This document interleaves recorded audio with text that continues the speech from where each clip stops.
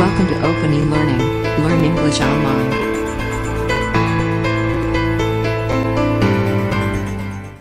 Assalamu alaikum friends, welcome to my YouTube channel, Open e-learning. Learn English online. This is Muhammad Ali Sumra with you teaching English language. In this my video lecture, I'm going to explain the difference between literature and linguistics. The key difference between linguistics and literature is that linguistics refers to the systematic and scientific study of a language, whereas literature can be defined as the study of written work within a language. Here are four main genres of literature: poetry, drama, fiction, and non-fiction. In poetry, we have two types of poetries: subjective poetry and objective poetry. In drama, we have again two types of dramas: comedy drama and tragedy drama. Fiction is a type of literature that describes imaginary people and events, not real one. In fiction, we have romance, short story, and novel. Non-fiction is a type of literature in which we have books, articles, or text about real facts, real people, and real event. In fiction, we have essay, pamphlet, autobiography, biography, travelogue. These are all four main genres of literature. Let's elaborate four genres of literature: poetry, drama, fiction, and non-fiction. Before going to elaboration, let's have a look on the words of P.B. Shelley. Poetry is the expression of the imagination. It is a musical composition in which a poet expresses his thoughts and emotions. Subjective poetry is concerned with the poet's own thoughts and feelings. The poet describes his own reflection upon what he has seen or experienced. The poet personally thinks and feels within. Whatever the subject may be, the poet's mind is centered on his own thoughts and feelings.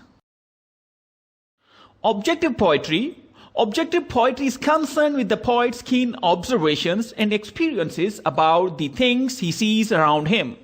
He does not invest his own thoughts, feelings, and emotions while describing the memorable deeds, events, etc. to the work of art. He values the experiences of his eye and ear rather than the experiences of his heart and mind. Let's talk about comedy and tragedy drama. In today's culture, comedy means humor. A comedy is a funny place of art. It will generally be light-hearted.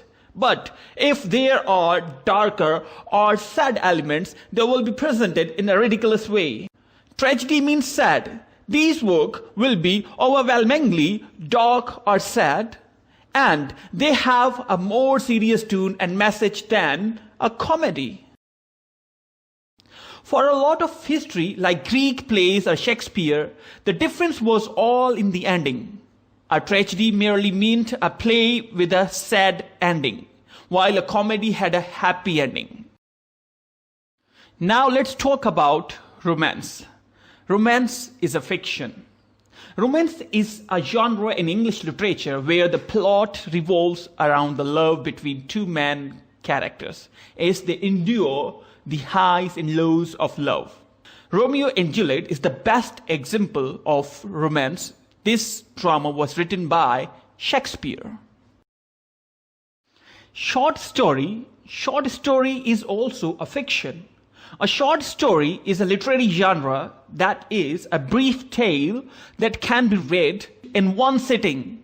It is shorter than a novel. Novel is a fiction. A novel is also a literary genre that is relatively long tale and often with its complex plot. A novel is usually divided into chapters and cannot be read in one sitting. Novel story is traditionally developed through the thoughts and actions of its characters. Now, let's talk about non-fiction. Essay and pamphlet are the best examples of non-fiction here. Essay An essay is the series of paragraphs about one subject. One writes an essay when he has more to say than can be covered in one paragraph. Pamphlet, a small booklet or leaflet containing information or arguments about a single subject. Autobiography is also a part of nonfiction. Auto means self, bio means life, graphy means printed or written. An autobiography is the story of a person's own life, written or told by himself. Biography and travelogue are also non-fiction. A biography is a detailed description or account of a person's life. Here the writer does not tell or write something about himself, but about someone else. Travelogue. A travelogue is the written and organized story of your visit to place. In travelogue, writer shares his experience of visiting place. I explained in detail poetry, drama, fiction, and non-fiction. These are main genres of English literature.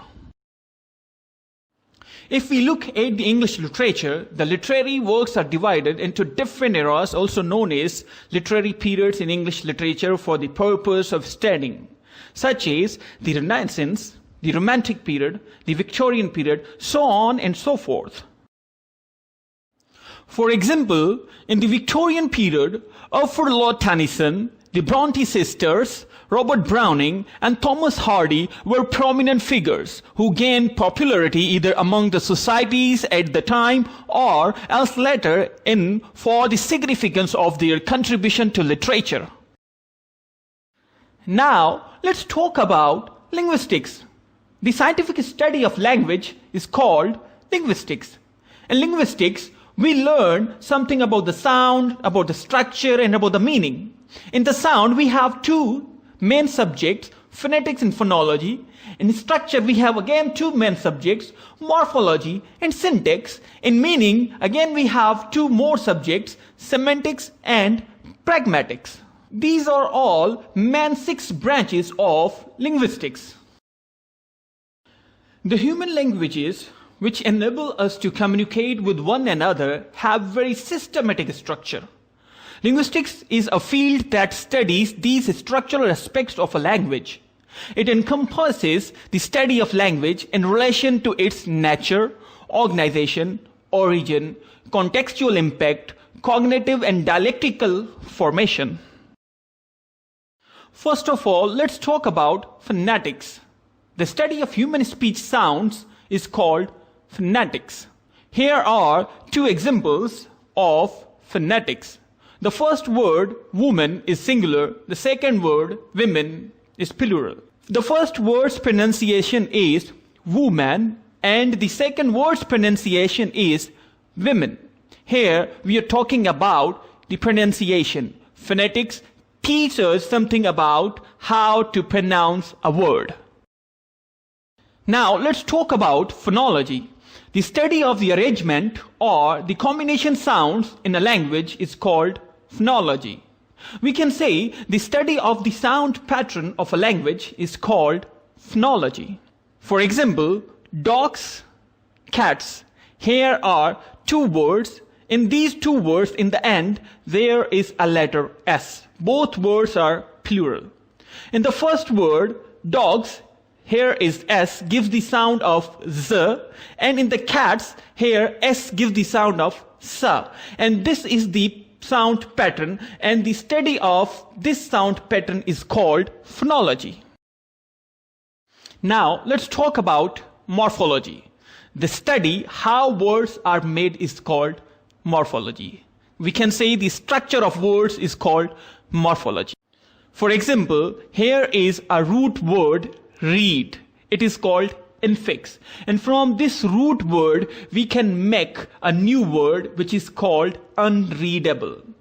And in the starting of the root word, I added un, it is called prefix. And in the end, I added able, it is called suffix.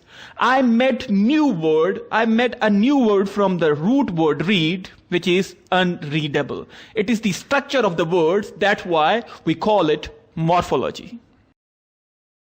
Now, syntax. The study how words and phrases are put together to form sentences is called syntax. Syntax is the grammatical structure of sentences. Here is the best example of syntax, I mean the structure of the sentence. The sentence is, Tom pushed the car. This sentence is made up of 3 phrases, 2 noun phrases, and 1 verb phrase.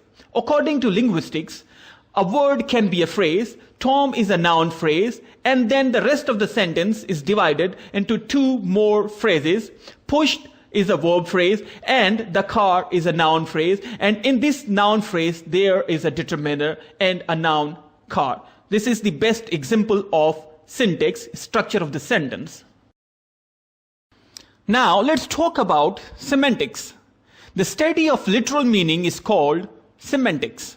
For example, who will break the ice? Here's a question.